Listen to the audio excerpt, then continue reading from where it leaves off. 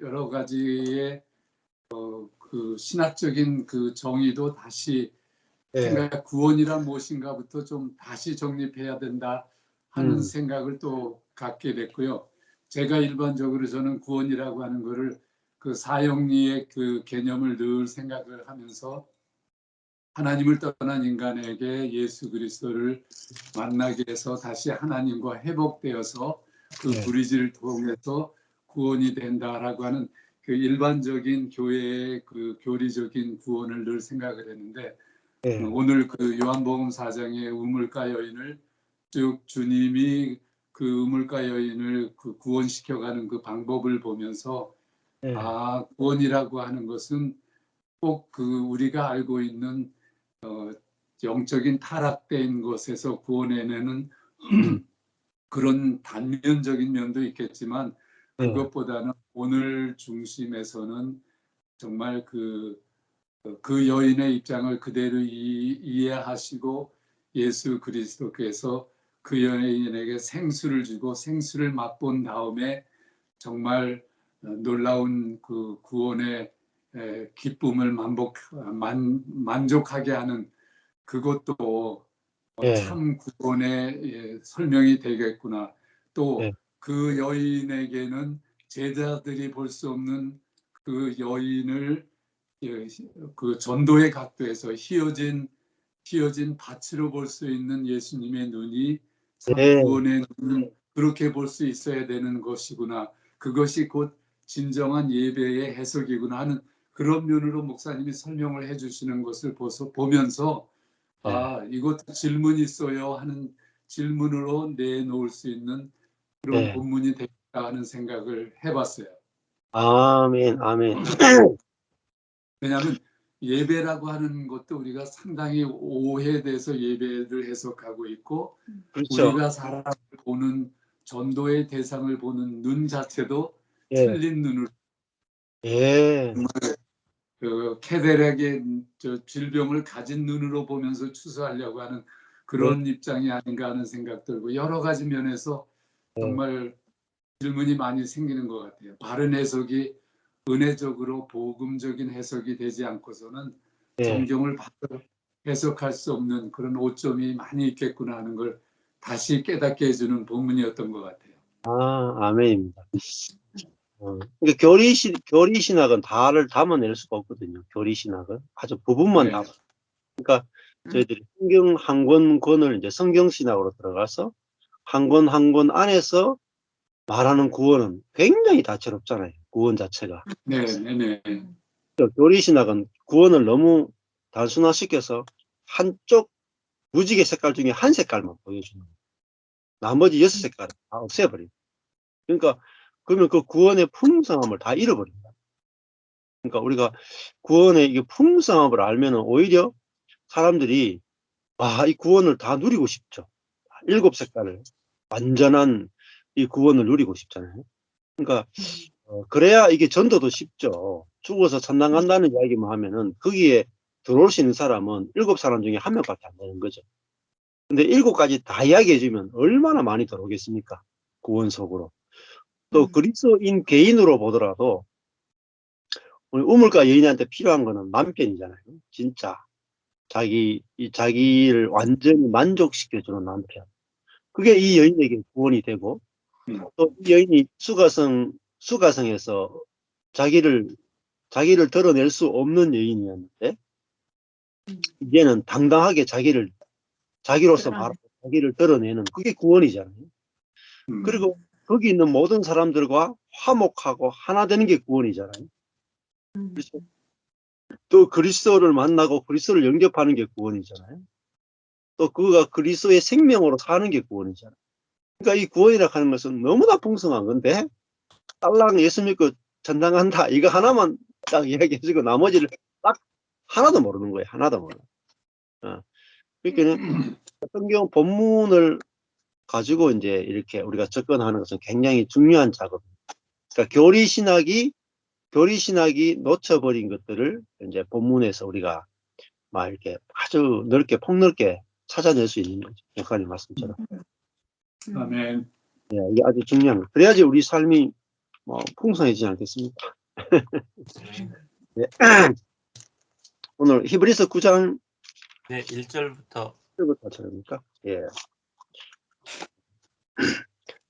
히브리서하고 갈라디아서, 요즘 갈라디아서가 좋다고 지금 난리인 분들이 좀 있습니다. 그래서 갈라디아서를 아주 중요하고, 그 다음에 이제 히브리서 아주 중요합니다. 또 히브리서 듣는 분은 또 히브리서 너무 좋다고 이야기하십니다.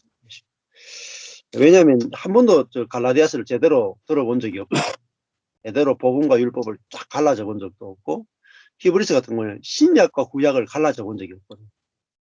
그래서 갈라디아서는 복음과 율법을 갈라내는 것이고, 히브리서는 구약과 신약을 갈라내는. 그래서 이게 안 갈라지고 성경을 아무리 봐도 다 흐릿하게 보입니다. 흐릿하게. 예. 근데 이거 갈라디아서와 히브리서만 딱 보고 나면은 복음이 명쾌하게 갈라져 버립니다. 근데 이 작업을 사실은 없이 성경을 통독하고 막 해봤자 흐릿합니다. 흐릿해. 예.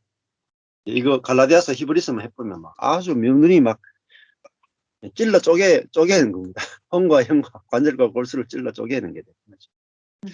히브리서 9장에 보면은 첫 언약에도 첫 언약, 구약이죠. 예, 율법이 들어있는 거잖아요. 첫 언약에도 섬기는, 그게 이제 라트레이아, 예배에 들어갑니다. 예배의 예법과 예배의 규정, 섬김의 규정과 하나님을 섬기고 하나님을 예배하는 규정이 구약에 들어있죠.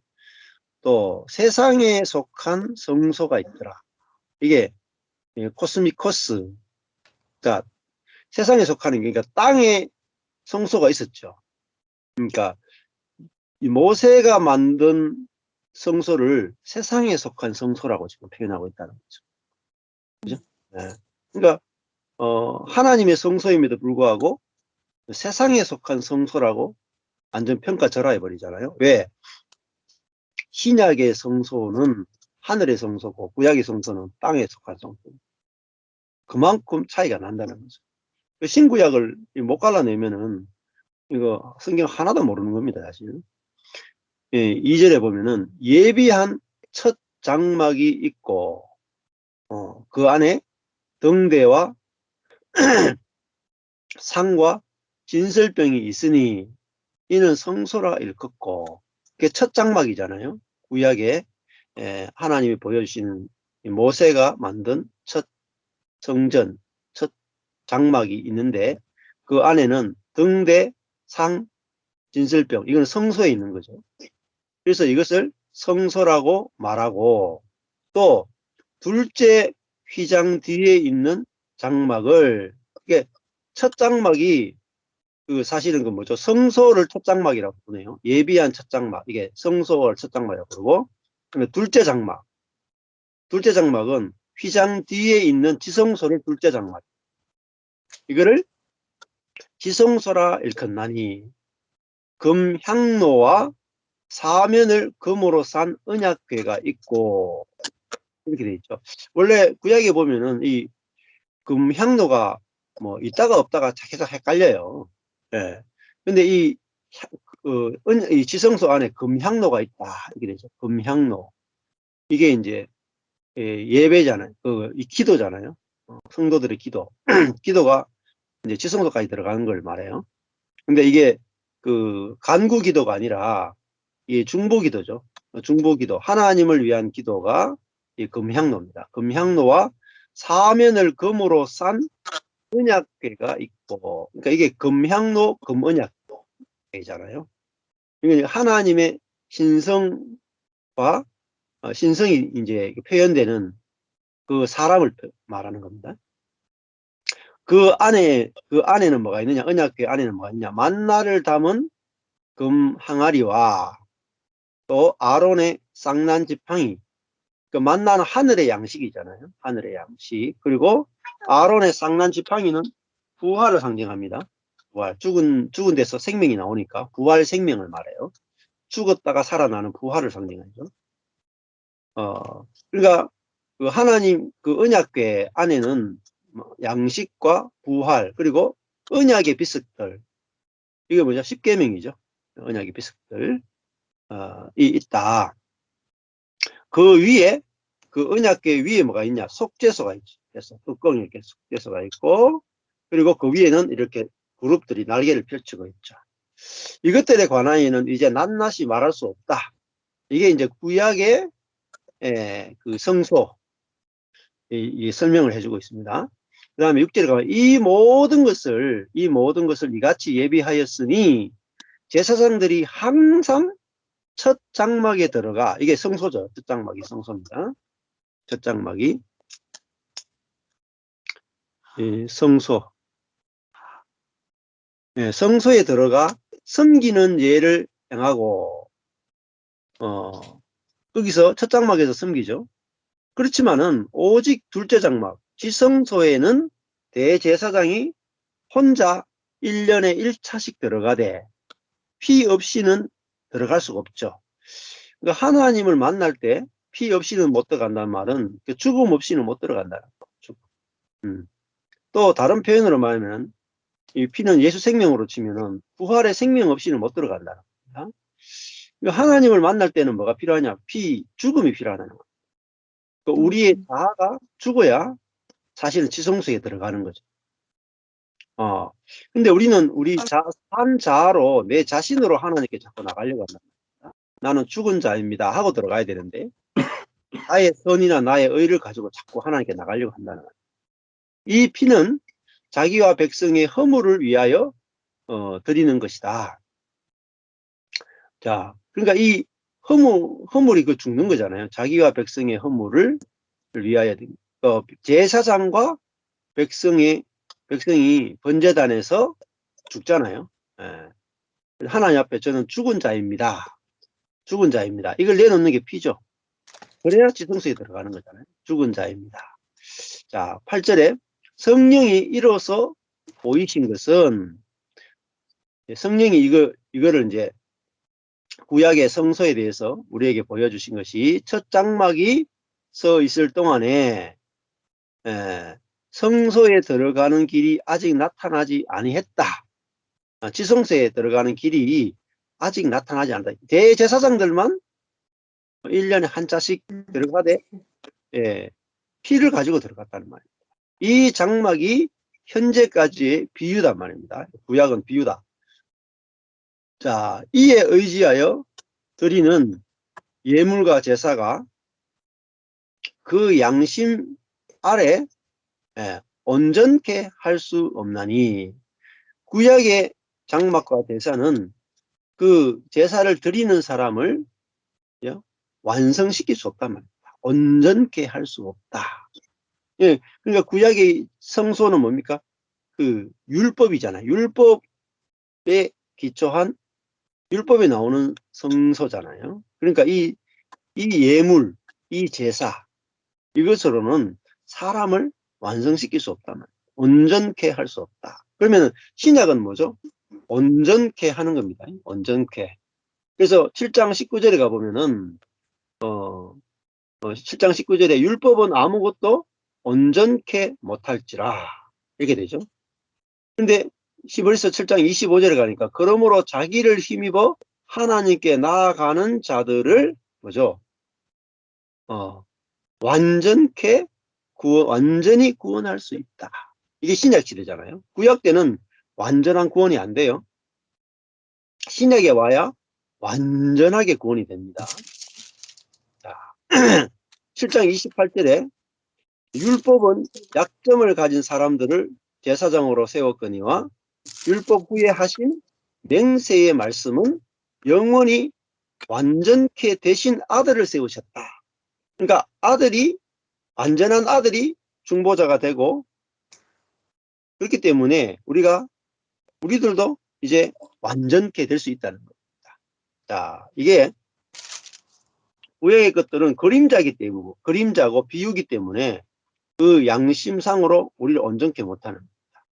자, 10절에 보면은 이런 것은 먹고 마시는 것과 여러 가지 먹고 마시는 것은 정결한 것과 부정한 것 이런 거 있죠.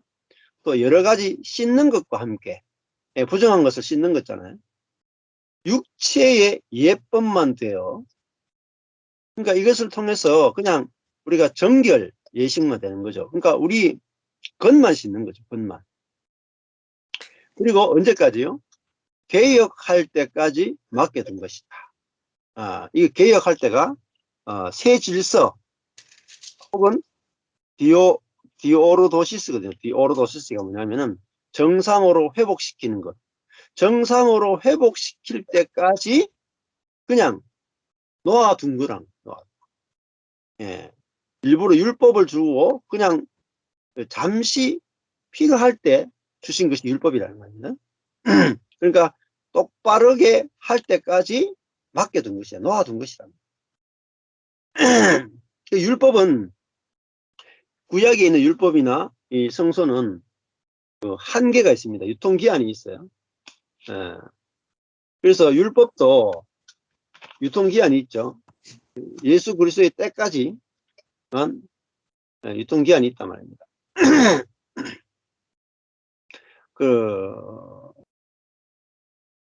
갈라디아서 3장 23절에 가보면은 믿음이 오기 전에 우리가 율법 아래 매인바 되고 계시될 믿음의 때까지 갇혔느니라 이렇게 되어 있어요. 그러니까 믿음의 때가 오면 율법에서 해방되잖아요. 그러니까 율법 자체가 시간에 영원히 지속되는 게 아니라 그 율법에 한계가 있단 말이에요. 시간이. 자, 그래서 개혁할 때까지 정상으로 회복될 때까지 이 구약의 이런 성소, 예배 이런 것들을 잠시 맡겨둔 거죠. 그러니까 이 성막도 결국 성막과 율법은 사실 같은 겁니다. 그러니까 이제 폐해졌다는 거잖아요. 잠시 맡겨둔 것이니까 이것이 폐해진 것이다. 그리고 율법은 육체의 예법만 된다. 사르크스. 육체의 규정만 된다는 거예요. 예법이란 말은 디카이오마, 법령 규정입니다. 그러니까 육만 다루는 거예요. 이게 우리 영에는 전혀 상관없는 겁니다.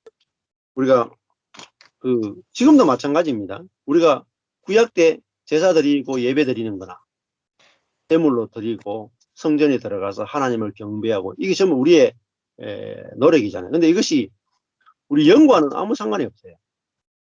육의 예법밖에 안 돼요. 지금도 예배 시간에 예배 참석하고 뭐 기도하고 찬양하는 거 전부 다 육의 예법입니다. 육만 다스리지 영과는 관련 없단 말이에요. 이게 중요해요.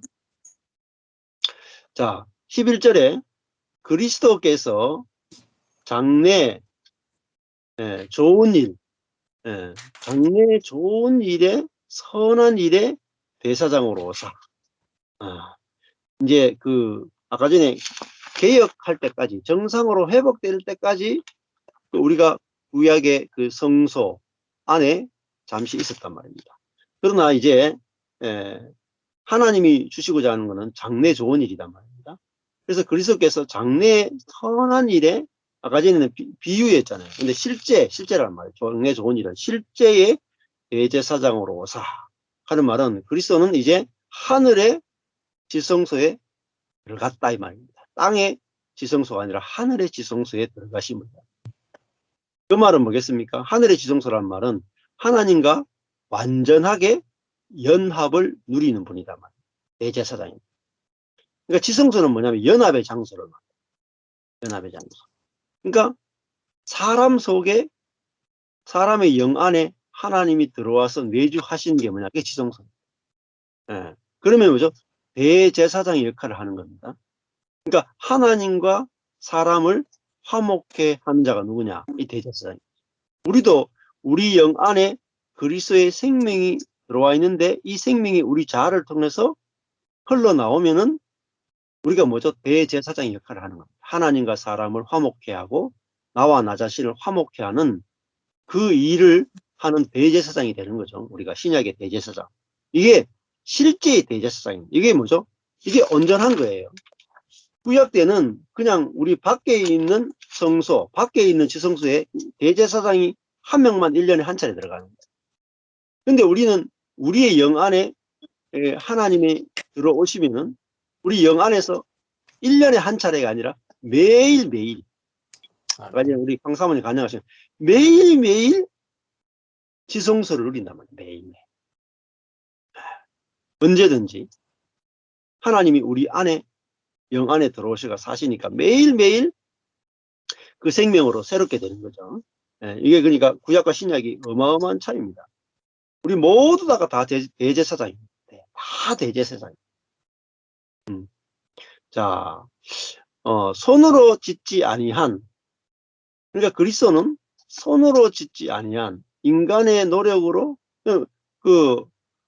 모세의 장막은 성령과 지혜를 받은 두 사람이 브살렐과 오홀리압이 지었잖아요. 사람의 손으로 지었잖아요. 그런데 이 손으로 짓지 아니한, 그리고 이 창조물에 속하지 아니한, 이 표현이 중요하죠. 그 다음에 첫 번째 손으로 짓지 아니한, 두 번째 이 창조에 속하지 아니한, 세 번째 더 크고 하는 말은 더 위대하고, 그 다음에 뭐죠? 완성된 온전한. 아까 전에 이 성전이 온전하면 어때요? 성전이 온전하면 사람을 온전하게 만들 수 있는 겁니다. 그래서 더 크고 온전한 장막으로 말미암아. 이제는 구약에는 땅에 있는 세상의 장막이었는데 이제는 하늘의 장막이 내려왔단 말이에요. 하늘의 장막입니다. 하늘의 성전이 내려왔단 말이에요. 하늘의 성전이 누구였어요? 예수란 말이에요. 하늘의 성전. 완전한 성전이신 예수가 내려왔단 말이에요. 그러니까 이제 그 모세가 만든 성전, 그리고 헤롯 성전 뭡니까? 필요합니까? 다 허물어야 되죠. 필요 없어요. 우리도 예배당이 중요한 게 아닙니다. 예배당을 미국 가니까 전부 다 예배당을 완전히 성당처럼 너무너무 잘 지어놨더라고요. 물론 그것도 필요하겠지만은 그 예배당이 거룩한 게 아니죠. 예배당이 거룩한 게 아니라 우리가 진짜 예배당이야. 진짜 예배당. 그러니까 우리가 그곳에 가니까 그 예배당이 거룩해지는 거지, 예배당이 거룩해서 우리가 거룩해지는 게 아니라. 그러니까 예배당을 여러분 아주 그냥 집으로 보셔야 돼. 집으로. 우리가 성전인데 그 예배당은 비유예요. 비유. 우리는 실제. 그죠? 이제 더 크고 온전한 장막은 뭡니까? 우리의 존재 자체가 온전한 장막이랍니다. 온전한 장막. 또 지금 그런 그 사람 성전이 모인 곳, 그게 교회잖아요. 그 교회가, 신약시대의 교회가 구약시대 때의 성전이란 말이에요. 장막이. 구약의 장막은 신약이 오면 교회가 되는 겁니다. 근데 교회는 비밀이에요. 교회는 비밀이라. 이 교회를 몰라요. 지금 대부분이.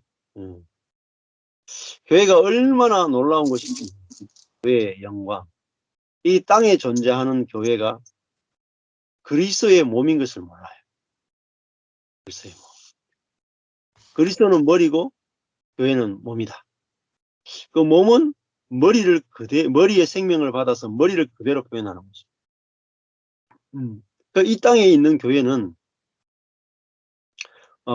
이 복음을 제대로 알게 되고 눈을 뜨게 되면은 머리이신 그리스도를 그대로 손과 발과 모든 눈과 귀와 입들이 다 그리스도의 생명을 표현하는 도구가 된다. 그 교회가 회복되는 것이 하나님의 갈망이에요. 아멘. 그 교회가 어디 임해요? 이 땅에 임하는 거라니까, 땅에. 근데 이 교회의 영광을 보지 못하도록 다 가려놓는다. 교회는 안 돼, 이렇게 생각합니다. 교회는 안 돼, 이렇게 생각합니다. 사람들이 모이면 안 돼, 이렇게 생각합니다. 사람은 부패하고 타락했기 때문에 안 돼. 그건 자아는 안 돼, 맞아요. 자아에 관련해서는 사람은 안 돼, 맞아요. 근데 우리가 영에 관련해서는, 사람의 존재에 관련해서는요, 사람이면 되는 겁니다. 사람이기만, 흙이기만 하면 되는 겁니다. 그러니까 복음은 사람은 안 돼. 사람은 부패하고 타락하기 때문에 안 돼. 이건 복음이 아니에요. 슬픈 소식입니다. 예. 근데 사람이기만 하면 돼.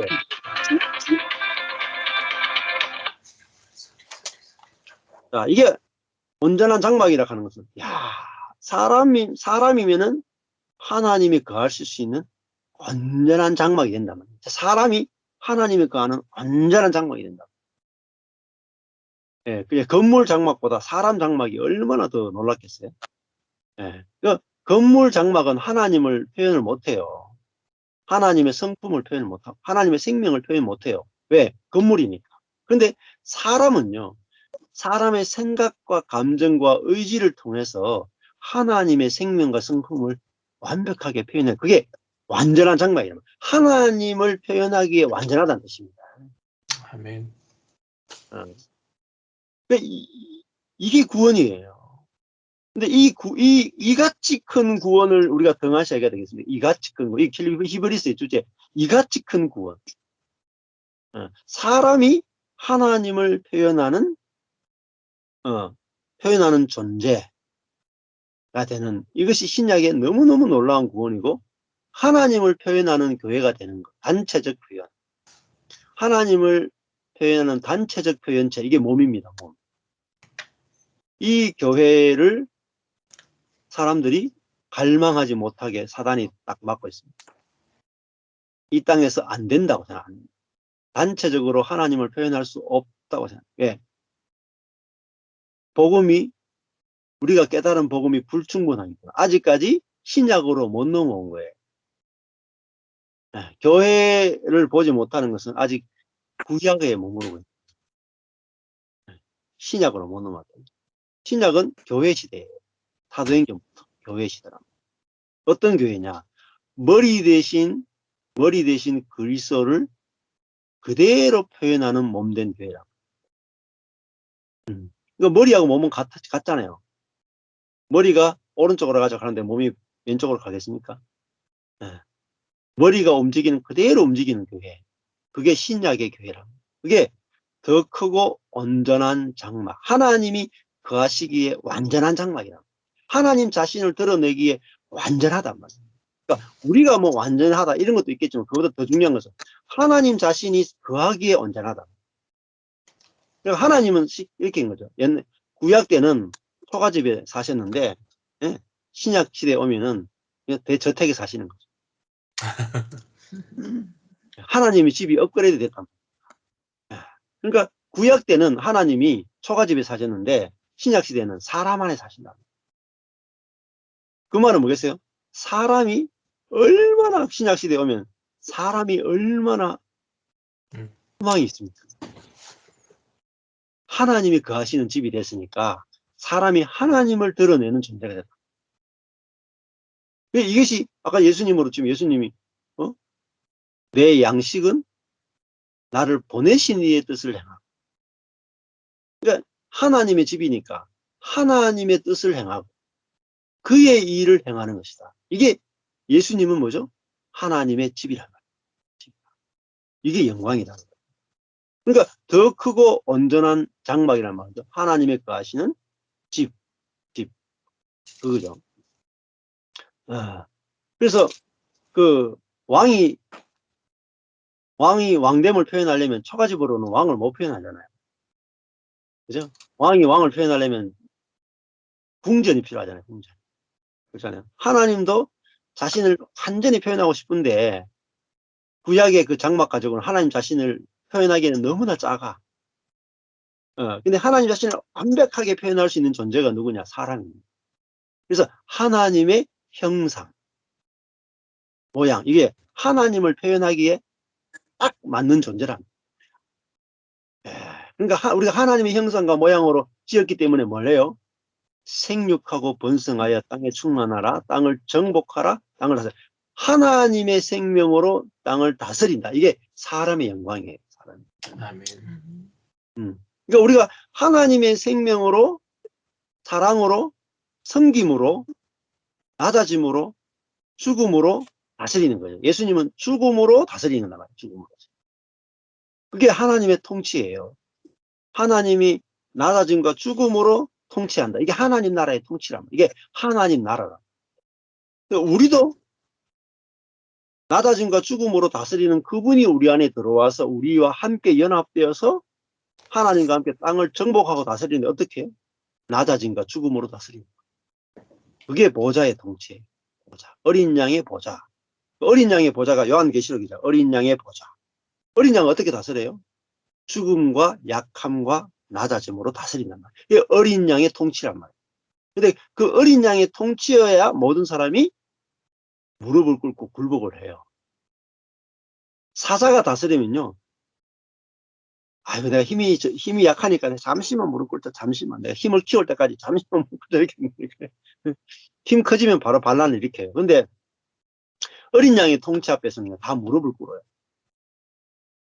왜냐하면 어린 양이 통치하면요. 통치 받는 사람이 다 어린 양이 돼버려. 그러니까 어린 양이 되니까 반란을 못 일으키죠. 근데 사자가 다스리면 다 사자가 돼가지고요. 사자 힘 빠질 때 기다렸다가 다시 반란을 일으킵니다. 그러니까 목사가 나중에 성도들이 반란을 일으켜서 죽고 싶으면 사자로 다스리면 되고 끝까지 성도들이 어린 양으로 살기를 원하면 본인이 어린 양을 내놓으면 돼요. 그러니까 내가 사자를 내놓으면 성도는 사자가 되고 내가 어린 양을 내놓으면 성도는 어린 양이 되는 겁니다. 그러니까 내가 사자 고기를 내놓으면 성도들이 사자가 되고 내가 양고기를 내놓으면 성도들이 양이 돼요.